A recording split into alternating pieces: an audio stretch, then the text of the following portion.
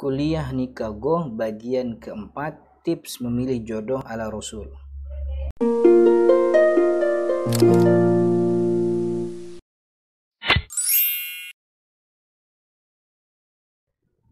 Assalamualaikum warahmatullahi wabarakatuh. Teman-teman yang dirahmati Allah, kembali berjumpa dalam kuliah nikah go gratis dan online di channel saya Ahmad Zarkasi. Teman-teman yang dirahmati Allah, bagi Anda semua yang baru mengikuti kuliah di bagian keempat ini, di deskripsi saya siapkan link untuk mengikuti kuliah dari kuliah pertama sampai ketiga agar tidak tertinggal. Nah, pada kuliah kali ini kita akan membahas tentang tips bagaimana Nabi Muhammad SAW memberikan kita arahan dalam memilih jodoh. Yang perlu diperhatikan teman-teman, materi kali ini cukup panjang, lebih panjang daripada kuliah sebelumnya, jadi mohon bersabar dan mengikuti dengan seksama agar tidak mendapatkan pemahaman yang keliru. Baik teman-teman yang dirahmati Allah, ini adalah kuliah nikah go bagian yang keempat, tips memilih jodoh. Tips memilih jodoh ala Rasul Shallallahu Alaihi Wasallam tentu kita ambil dari sabda Nabi Muhammad Shallallahu Alaihi Wasallam dalam sabdanya, dan ini masyhur sekali ya, hampir semua kita ini tahu hadis ini, bahwa Nabi Muhammad Shallallahu Alaihi Wasallam bersabda, tunkahu al-mar'atu li arba', wanita itu dinikahi karena 4 hal. Lima liha karena hartanya, wali hasabiha karena nasabnya, wali jamaliha, nasab itu artinya keturunan, wali jamaliha yang ketiga karena kecantikannya, wali diniha dan karena agamanya. Fadfar bidatid dini taribat yadak, maka perhatikanlah, fadfar bidatid din, perhatikanlah wanita yang baik agamanya, taribat yadak, kamu akan selamat. Muttafaq alaih. Muttafaq alaih itu artinya riwayat Imam Al-Bukhari dan juga Imam Muslim. Nah, kalau dari hadis ini Rasul Shallallahu Alaihi Wasallam memberikan 4 hal yang kita diminta oleh Nabi Muhammad Shallallahu Alaihi Wasallam untuk menjadikan 4 hal tersebut sebagai pertimbangan. Pertama, pertimbangan kekayaan. Jadi ketika memilih atau mencari jodoh, pertimbangan pertama cari kekayaan, lihat kekayaannya. Kemudian yang kedua, keturunannya. Yang ketiga, cantik atau tampan. Cantik atau tampan, ya tentu tampan bagi perempuan ya, artinya perempuan nyari yang tampan, kalau laki-laki nyari yang cantik begitu kan, nggak mungkin sebaliknya. Yang kemudian keempat, carilah yang baik agamanya. Nah, ini ada 4 pertimbangan yang diberikan oleh Nabi Muhammad SAW kepada kita. Nanti kita akan jelaskan kenapa kemudian pertimbangan agama menjadi diakhirkan, kita akan jelaskan. Nah, seluruh pertimbangan ini adalah pertimbangan yang sifatnya manusiawi. Artinya kita sebagai manusia yang diberikan nafsu oleh Allah Subhanahu wa taala menjadi sangat wajar dalam memilih jodoh, orang yang akan mendampingi kita di sisa hidup kita. Pertimbangannya adalah pertimbangan yang sifatnya duniawi, karena memang itulah sifat kemanusiaan. Maka ini menjadi sesuatu yang wajar dan bukan sesuatu yang maksiat. Karena memang kita oleh Allah diberikan perhiasan yang Allah berikan kepada kita adalah nafsu, dijadikan terasa indah dalam pandangan manusia, cinta terhadap yang diinginkan berupa apa? Perempuan. Jadi memang Allah Subhanahu wa taala memberikan kita zuyin, perhiasan. Kita dihiasi oleh Allah dengan nafsu, dengan syahwat. Hanya saja memang agama mengatur bagaimana kita mengeluarkan nafsu dan syahwat kita. Jadi kalau kita pengen yang cantik-cantik ya wajar, manusiawi. Kalau kita pengen yang hartanya banyak juga sesuatu yang manusiawi kok, itu kecenderungan manusia. Hanya saja memang agama perlu menjadi pertimbangan yang jangan sampai ditinggalkan gitu. Makanya karena memang syariat ini kan turun untuk manusia. Kita dulu pernah mungkin dengar sabda Nabi Muhammad SAW ketika ada orang yang bernazar, yang satu nggak mau nikah, yang satu mutil terus bangun malam, yang satu mau puasa tiap hari. Lalu 3 orang ini kan ditegur oleh Nabi Muhammad SAW. Agama tuh nggak begitu. Nabi Muhammad SAW mengatakan, ini atqakum, saya yang paling takwa. Saya paling takwa di antara kalian dan saya menikah. Saya juga tidur di malam hari dan saya juga nggak tiap hari puasa. Jadi memang agama ini turun untuk manusia, yang mana manusia itu di dalam dirinya punya kecenderungan terhadap nafsu. maka agama pun memfasilitasi, mengakomodasi kalau memang itu kecenderungan dia, selama kecenderungannya itu tidak kemudian melanggar syariat yang sudah ditetapkan. Nah, penjelasan hadis itu dijelaskan oleh Imam Nawawi dalam kitabnya Syarah Sahih Muslim. Beliau mengatakan as-sahihu fi ma'na hadis, yang benar pada makna hadis ini bahwa Nabi Muhammad SAW sedang memberitahu kepada kita bima yaf'aluhu nasu fil adah, tentang apa yang biasa dijadikan pertimbangan oleh kebanyakan orang. Fa innahum yaksuduna hadhil khisal arba, bahwa mereka sangat mempertimbangkan 4 hal tersebut. 4 hal itu kaya, keturunan, dan juga kecantikan dan agama yang di akhirnya. Yang terakhir dalam pertimbangan mereka adalah agama. Maka perhatikan betul-betul soal agama, wahai para pencari jodoh. Dan ini bukan berarti perintah. Nah, ini bukan berarti perintah, itu penting. Ini bukan berarti perintah, artinya 4 itu kecenderungan kita. Artinya kalau mau milih jodoh, ya kalaupun 4 pertimbangan, 3 pertimbangan pertama itu kita abaikan juga nggak ada masalah. Cuman kalau kita pakai, ya nggak ada masalah juga. Kita pakai atau tidak pakai nggak ada masalah, karena ini bukan perintah.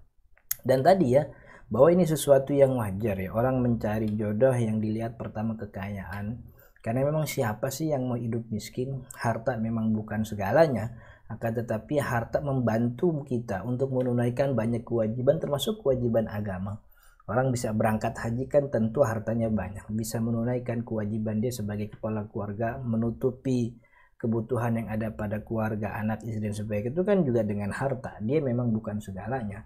Maka seseorang wali, terutamanya bapak kandung dari seorang gadis, akan sangat wajar kalau dia mencari calon suami bagi anaknya orang yang kaya. Begitu juga sebaliknya, begitu, agar kewajiban-kewajiban yang sifatnya duniawi atau juga agama itu bisa tertunaikan. Maka orang cari yang kaya itu wajar, gak ada masalah, silahkan cari yang kaya.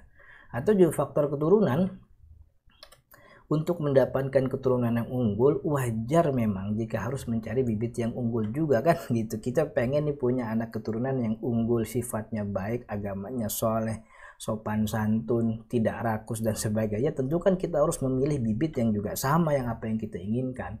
Ya tentu akan tidak masuk akal kalau kita ingin melahirkan keturunan yang soleh tapi kita ambil bibitnya yang rusak, itu kan juga sama.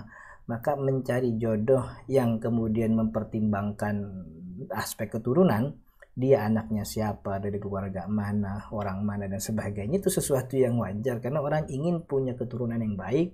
Maka sesuatu yang sangat masuk akal kalau keturunan baik itu dilahirkan dari bibit yang unggul, bibit yang juga baik. Kemudian yang ketiga, kecantikan. Siapa sih manusia yang pengen gandengan sama orang jelek kan gitu. Dalam arti secara manusiawi, kecenderungan kita mata kita tuh pengen melihat yang indah-indah. Itu sesuatu yang fitrah. Mata kita senang melihat yang indah-indah, sebagaimana kita punya telinga itu pengen dengar alunan-alunan yang indah. Siapa di sini yang pengen atau sering atau suka dengerin orang ngomel? Kan nggak ada. Siapa di sini yang suka dengerin musik begajulan jugjak itu kan tidak menikmati. Jadi alunan yang indah itu sesuatu yang fitrah, disenangi oleh semua kuping manusia, begitu juga mata. Maka wajar kalau orang mencari dalam memilih jodoh ini 3 pertimbangan ini, dan kemudian agamanya. Jadi jangan sampai pertimbangan 3 itu berhenti pada yang 3, kesemuanya harus tercover, dibaluti pertimbangan agama. Lalu kan Nabi Muhammad SAW mengatakan dalam ujung hadisnya, fadfar bidzatiddin, perhatikanlah aspek agama, taribat yadak, kamu akan beruntung. Imam Al-Bakri Ad-Dimyati dalam kitabnya I'anatul Talibin mengatakan, fadfar fi dzatiddini taribat yadak, perhatikanlah agama maka taribat yadak, tanganmu akan berdebu. Secara bahasa taribat yadak itu artinya tanganmu akan berdebu, yakni tangannya menempel dengan tanah dan debu. Jadi tanahnya tuh apa istilahnya, menjadi penopang tanah, badannya kepada tanah. Kalimat taribat yadak adalah ungkapan yang biasa diucapkan oleh orang-orang Arab sebagai kiasan bahwasanya jika tidak diperhatikan akan menimbulkan kesusahan. Jadi fadfar bidzatiddin, perhatikan agama, kalau ini tidak diperhatikan akan menimbulkan kesusahan. wastaghalta in fa'alta, namun jika dikerjakan maka tidak perlu lagi hal lain karena itu sudah cukup. Nah, penting tuh. Jadi perhatian kita kepada agama agar tidak menimbulkan kesusahan, dan kalau kita mengutamakan agama maka tidak perlu hal lain lagi karena itu sudah cukup. Kita lihat ya bagaimana kemudian faktor agama menjadi kecukupan. Kalau kita mempertimbangkan pilihan jodoh karena kekayaannya gitu. Dalam sebuah kitab Ihya Ulumuddin, Imam Al-Ghazali mengatakan harta itu zildun zahil, sifatnya bayangan. Yang namanya bayangan itu ya nanti pagi dia ada di timur, nanti pagi dia di barat, nanti siang dikit dia ada di timur, nanti malam dia menghilang. Sifatnya tidak kekal, sifatnya terus-terusan habis, makin lama makin habis. Kalau kita mempertimbangkan pilihan jodoh kita terhadap harta, nanti satu waktu si yang kita pilih ini hartanya hilang, apa bisa kita harapkan cinta dia lagi gitu. Karena kita harapkan dari jodoh tersebut adalah harta, maka ketika harta itu hilang, di zilun zail, bayangan, satu waktu ada, satu waktu nggak ada. Maka kalau nanti bayangan itu tidak ada, harta itu tidak ada, apa bisa kita harapkan keluarga itu menjadi harmonis? Itu susah gitu. Maka jangan terlalu pusing mikirin kekayaan dalam mempertimbangkan pilihan jodoh. Kehormatan, orang sering mencari kehormatan dari nasab, itu sesuatu yang wajar. Sesuatu yang wajar kalau orang mencari nasab yang bagus, karena biasanya dari nasab itu muncul pride, kehormatan, kan gitu. Kita ini semua kan dihormati entah karena keilmuan yang kita punya atau karena kita dilahirkan dari keturunan yang memang terhormat lebih dahulu gitu. Tapi kan keturunan dari nasab, keturunan dari mertua, kehormatan dari mertua, kehormatan dari keturunan itu bukan sesuatu yang kekal. Satu waktu kalau biangnya, apa tuh biangnya, si induk ini walinya nggak ada, orang bisa menghilangkan kehormatan itu dari nasab kita karena dia melihat ada suatu tokoh. Kalau tokohnya nggak ada gitu, dia melihat karena mertua kita. Ketika mertua nggak ada, hilang sudah kehormatan gitu. Atau satu waktu kehormatannya jatuh sendiri karena ada satu hal yang membuat kehormatan itu hilang. Kita tahu ya berapa banyak orang yang dihormati di banyak komunitas, tapi hanya 1-2 buah foto itu terungkap, kehormatannya hilang. Berapa banyak orang dihormati di seluruh penjuru tanah air, tapi karena 1-2 video hilang kehormatannya. Dan kita melihat banyak itu di kehidupan kita sehari-hari. Dan lagi juga ya, kalau nyari kehormatan dari nasab, memang wajar ya manusia pengen dihormati, sesuatu yang wajar dari kebutuhan kita. Tapi kalau kehormatannya didapatkan dari nasab, keturunan, apalagi keturunan mertua, itu kan gak keren. Ada ungkapan Arab begini, syair dalam Arab gini, innal fata may yaquluha anadha laisal fata may yaqulu kana abi. Laki-laki itu mengatakan ini adalah saya. Jadi laki-laki yang gentleman, yang terhormat, yang bisa bangga itu adalah yang mengatakan nih, saya adalah fulan bin fulan, saya begini segini. Walaisal fata may yaqulu kana abi, dan bukan laki-laki itu. Bukan laki-laki yang mengatakan kana abi. Bapak gue nih begini loh, mertua tuh gue gini. Oh, bapak gue dulu begini, kakek gue begini, engkong gue dulu begini. Nah, itu sesuatu yang tidak mungkin bisa dibanggakan. Gak keren kalau orang membanggakan kakeknya, itu membanggakan engkongnya, banggain orang tuanya. Yang keren tuh laki-laki, saya fulan bin fulan, saya punya ini, saya bisa ini, saya. Nah, itu yang namanya fata, anak muda laki-laki. Kalau laki-laki milik keturunan mau itu dompleng kehormatan dari keturunan mertuanya, ya nggak apa-apa sih, itu pilihan hidup kan gitu. Cuman tuh nggak keren lah. Satu waktu kehormatan tuh bisa hilang gitu. Pun kalau orang mau milih jodoh karena sebab kecantikan, kecantikan tuh pertama sifatnya relatif. Apa sih standar cantik tuh kan sampai sekarang nggak ada. Saya juga sampai sekarang masih bingung. Orang cantik akhirnya dia jadi dicinta atau gara-gara orang cinta dia jadi cantik, kan gitu. Cantik yang buat orang jadi cinta atau cinta yang buat orang jadi cantik, kan masih bingung tuh kan. Masih standar relatif. Jadi kalau yang kita katakan cantik, ternyata kata orang lain enggak gitu, masih ada yang lebih cantik lagi. Jadi kalau mau nyereng cantik tuh standarnya kayak gimana gitu. Cantik sifatnya relatif. Kemudian cantik tuh tidak abadi. Iya betul, kita punya pasangan, kita punya calon cantik, ya umurnya 20 tahun ya, nanti tunggu 10 tahun lagi udah punya anak, ya udah nggak kelihatan cakep kan gitu. Artinya kalau kita mempertimbangkan pilihan terhadap cantik atau tidak cantik, nanti cantiknya hilang bagaimana Jangankan nunggu sampai tua ya, nunggu 1 jam juga kita bisa lihat bagaimana muka istri atau muka pasangan, muka calon pasangan kita tuh jelek. Jalan secakep tuh, ketika kesandung dia marah-marah mukanya udah jelek. Ya kan, jadi itu tidak abadi. Jadi mengapa kita menyandarkan pilihan yang sifatnya long time, ini kan kita nikah sifatnya long time, abadi gitu terus-terusan, pada sesuatu yang bisa hilang. Maka untuk apa gitu? Jadi jangan pikirin yang cantik apa nggak cantik. Dan itu bukan standar bahagia. Apa ya kalau orang cantik bahagia, orang jelek nggak? Bukan, enggak. Standar bahagia tuh nggak begitu. Berapa banyak ya tangis derita itu berada di rumah mewah, dan berapa banyak juga tawa canda berada di rumah gubung. Jadi cantik, kaya, kehormatan, nasab tuh bukan standar orang bahagia. Maka jangan terlalu pusing dengan 3 pertimbangan itu. Kalau mau pertimbangan sih boleh gitu, cuman perhatikanlah masalah agama. Agama itulah yang menjadi pertimbangan tetap. Kenapa?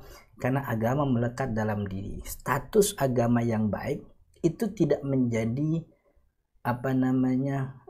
hilang kalau dia punya harta. Justru kalau dia punya harta dan dia adalah orang beragama, hartanya pasti diinfakkan ke jalan-jalan yang baik, kan gitu. Dan orang yang punya agama, kaya atau miskin, dia tetap beribadah kepada Allah.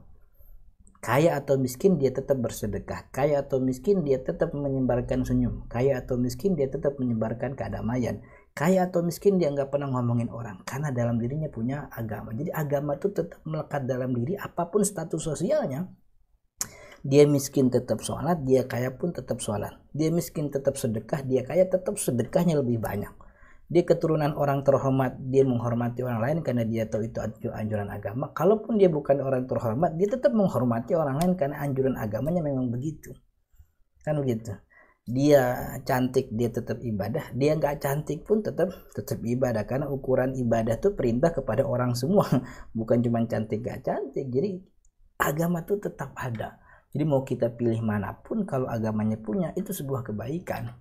Kemudian keluarga Nabi Muhammad SAW, kalau kita lihat, keluarga Nabi kan pasangan Nabi Muhammad bukan orang-orang terhormat. Dalam arti Nabi Muhammad menikahi janda, Nabi Muhammad menikahi bukan keluarga yang wah-wah begitu kan. Nabi Muhammad banyak, padahal Nabi Muhammad statusnya tuh sultan. Dalam arti beliau di antara orang-orang lain kan dihormati. Artinya ketika Nabi mau milih anak perawan, anak orang kaya terhormat kan bisa saja, tapi Nabi Muhammad nggak lakuin itu. Untuk mengatakan kepada umatnya, kebahagiaan itu tidak bisa diukur dengan hal-hal yang seperti itu. Nah, jadi pertanyaan penting, kalau memang agama itu penting, lalu kenapa agama diakhirkan dalam hadis ini? Jawabannya pertama, tentu agar kita bisa punya pilihan dalam memilih jodoh sesuai dengan selera dan kecenderungan dasar sebagai manusia. Jadi karena kita punya kecenderungan, maka Nabi Muhammad ya silahkan loh cari, cuman perhatiin agamanya ya. Yang cantik silahkan, yang kaya boleh, turunan orang terhormat juga silahkan, cuman agama diperhatiin ya, agar kita bisa punya pilihan. Kalau langsung agamanya, kita susah milihnya. Kemudian yang kedua, agar faktor agama ini menjadi gong alias penentu diterima atau tidaknya calon yang disaring atau diseleksi, agar semua yang kita lakukan termasuk milih jodoh ini adalah Allah yang menjadi patokan. Maksudnya begini, ketika kita punya calon lalu kita perhatikan kaya, oh cukup kaya, anak terhormat, bukan sih anak biasa-biasa saja. Lalu cantik gak? Ya cantik relatif gitu. Agamanya gimana? Oh agamanya bagus, sholat 5 waktu dijalankan, tutup auratnya, berkata sopan, oh kita terima. Akhirnya dia menerima bukan karena kayanya, bukan karena keturunannya, bukan karena kecantikan, tapi karena agama yang direstui. Maka itu agama terakhir. Kaya gak? Ya biasa sih, lumayan kaya, tapi nggak juga kaya-kaya amat. Turunan orang baik, cantik, oh cantiknya cantik banget gitu. Agamanya gimana? Aduh, agamanya tuh yang susah, nutup auratnya belum, sholat jarang-jarang, sedekah juga pelit, sama orang kecut mulu, nggak terimalah, kita tolak. Jadi penolakan itu bukan karena nggak kaya, tapi penolakan itu karena agamanya yang tidak qualified. Itu kenapa agama dijadikan di terakhir, agar jadi penentu kan begitu. Kalau agama di awal gitu, agamanya gimana? Agamanya sih biasa-biasa aja gitu. Sholat ya sholat, kadang kagak sholat, ya tergantung musim lah. Kalau orang lagi musim maulid, musim pakai kerudung ya pakai kerudung. Kalau musim Ramadan dia ikut sholat. Kalau nggak musim gitu ya kagak. Kaya gak? Kaya itu. Cantik gak? Cantik. Oke, kita terima. Akhirnya terimanya bukan gara-gara agama, tapi gara-gara cantik dan kayanya. Maka itu agama jadi gong, jadi penentu di akhir, jadi diakhirkan sebagai penentu kapan kemudian jodoh itu diterima. Itu kawan-kawan yang dirahmati Allah, mudah-mudahan ada manfaatnya. Kita cukupkan materi tentang tips memilih jodoh sesuai dengan perintah atau anjuran Nabi Muhammad SAW. Itu tadi materi kita berkaitan dengan tips memilih jodoh dari Rasul Shallallahu Alaihi Wasallam, dan materi yang tadi kita sampaikan sudah kita bukukan dalam bentuk PDF, dan buku itu bisa dimiliki oleh antum semua. Caranya tinggal download di link yang ada di bawah ini. Jika dirasa memang video ini bermanfaat, mohon dukungannya untuk membagikan kepada teman-teman agar kemanfaatannya lebih meluas. Kita jumpa lagi di kuliah Nikah Go selanjutnya. Assalamualaikum warahmatullahi wabarakatuh.